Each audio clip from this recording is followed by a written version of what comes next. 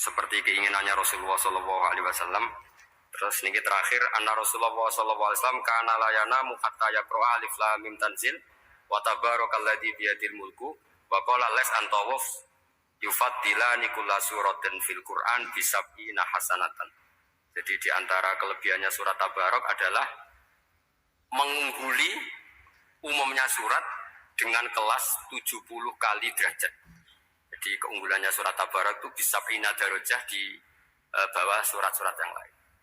Sudah, ini surat Tabarok agak panjang. Tapi alhamdulillah dari semua itu surat Tabarok itu kalah bi qul huwallahu ahad.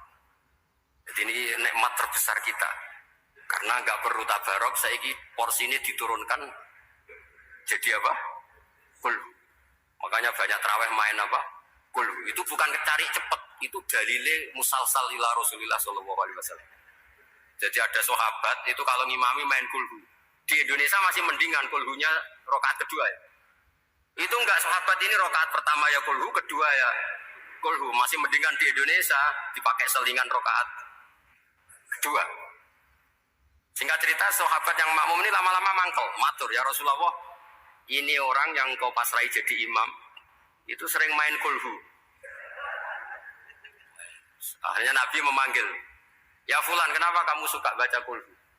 Li'annaha sifatur rahman, karena dalam surat kulhu itu semuanya menerangkan sifatnya Allah Ta'ala. Maka saya suka itu.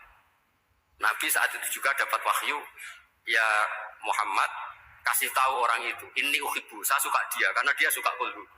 Nah, itu aja hafalkan itu. Jadi itu riwayat yang lebih menggembirakan itu. Jadi enggak usah Tabarok, cukup apa? Dan itu lebih mutawatir. Makanya kalau legenda dunia kiai itu kan ini ada cucunya Sayyidina Ali. Tuh, siapa yang bisa khatam Quran sekian menit? Yang menang Sayyidina Ali ya, karena baca kulhu sampai 3 kali. Yang dianggap ta'dilul Quran, sudah sama dengan baca Quran.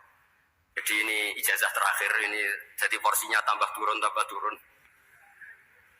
Saya itu suka. Saya itu punya banyak penggemar lah di Jogja, di Jakarta. Memang agama ini harus mudah.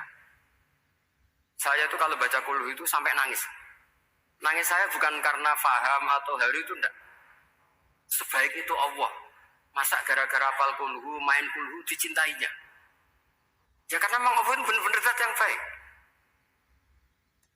Makanya saya punya teman itu kurang ajarnya Masya Allah. Kalau tes ditanya rukun Islam berapa, nawakidul wudhu berapa, muftitatus sholat berapa, semuanya dijawab la ilaha illallah.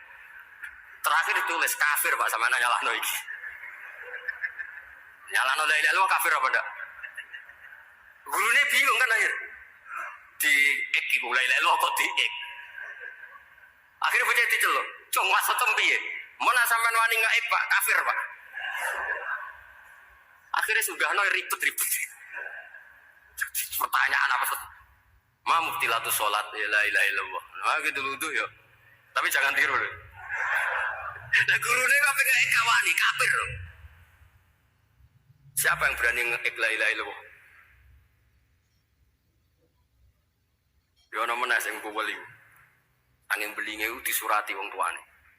Kalau nu mondok sarang era kuno, jadi ijek lugu wong. Surati wong tuane, gue gak susah, wong tuamu disurati. Tenang ya Gus, bapakku buta huruf. Jadi Gus disurati, gak ngefek wong bapaknya buta huruf. Nah, di Islam, saya ulang lagi di Islam.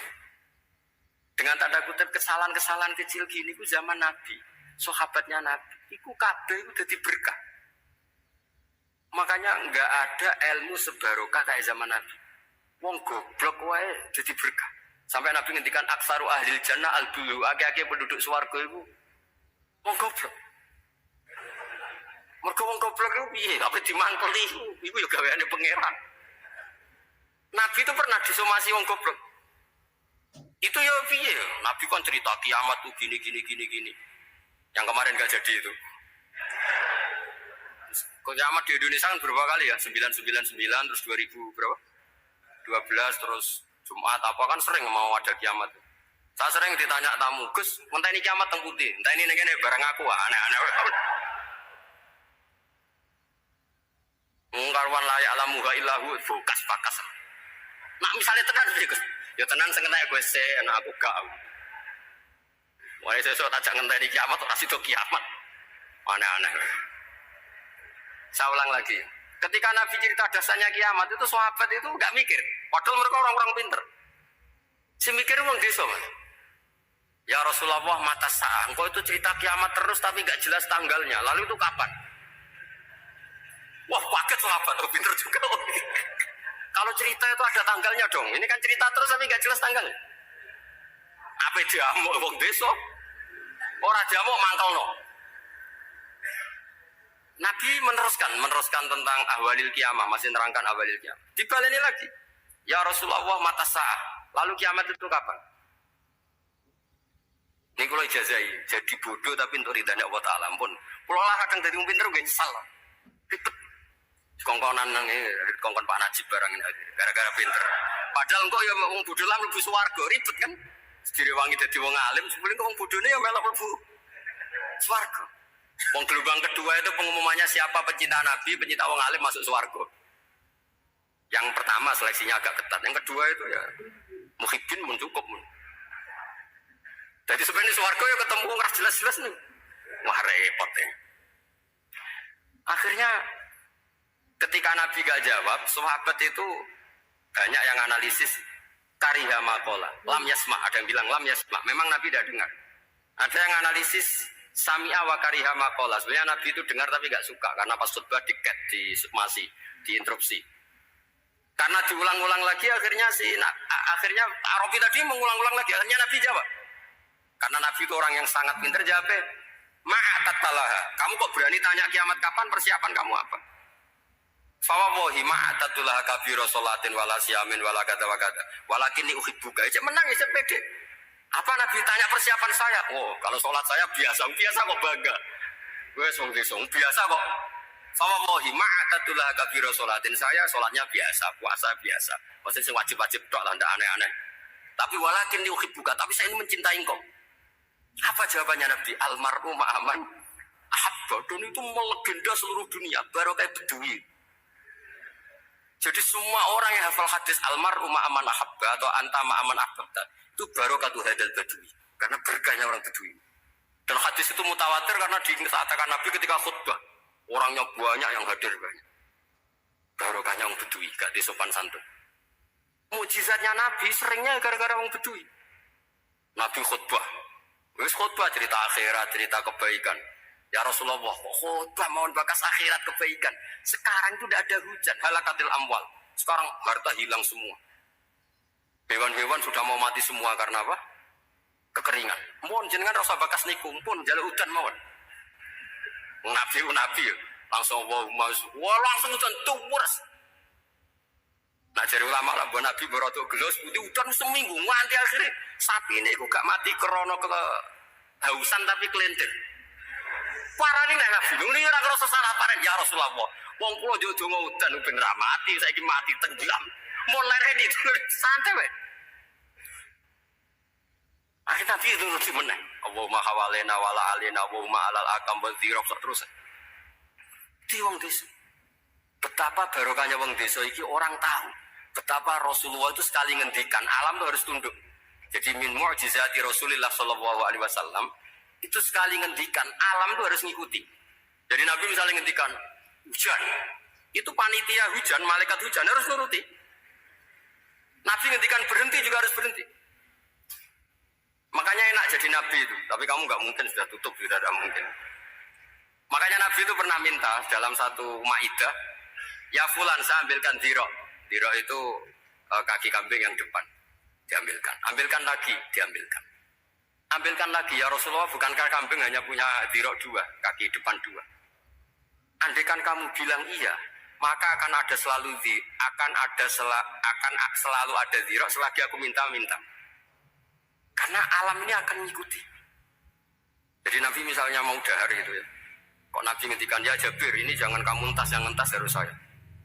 Ini cukup untuk makan orang banyak. Nabi sekali ngendikan cukup. Nasi ini punya konstitusi, harus cukup. Karena Nabi ngendikan cukup. Itu hebatnya Nabi. Beliau punya spesial. Alam ini harus nurut sama beliau. Makanya disebut wadabu wal ghazala syadani laka birrisalah. Semuanya itu harus tunduk. Akhirnya syafaat-syafaatnya Nabi itu gara-gara desa-desa. Saya itu pengagum wong bodoh ya, termasuk hadisul Arabi tadi. Ada orang desa tanya, ya Rasulullah nanti kalau saya mati itu yang ngisap siapa ya? Allah ya. Wah bagus lah, terus langsung mulai. Barang mulai, habis guya aku Nabi iya karpe, dipanggil lagi. Ya Arabi kenapa kamu tertawa-tawa terus pulang? Ya baguslah kalau yang ngisap Allah. Selama ini hubungan sama Allah saya baik-baik saja. Tapi Nabi muji fakuh hadal Arabi, itu pinter kayak congkong. Terus pernah lagi ada orang Bedui tanya, hal yadhakur rabbu ya Rasulullah, apakah Tuhan itu pernah senyum, pernah tertawa? Naam, kata Nabi, ya pernah. Lan na'dima min rabbin yadhaku khairan. Kalau Tuhan pernah senyum, pernah tertawa, wah orang kalau pernah tertawa itu pasti baik. Ya bagus lah, enggak apa-apa. Jadi makanya ini unik ya, Islam itu agama yang unik. Agama yang berkah, yang alimnya ya ketulungan, yang bodoh juga ketulungan.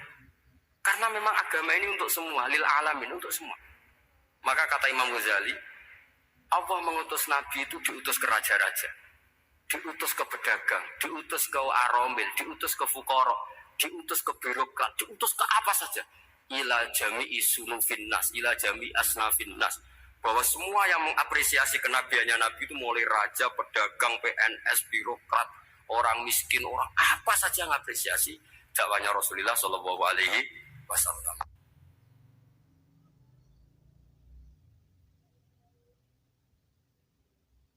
Lah kowe anak ulama kan gak tahu mikir kan.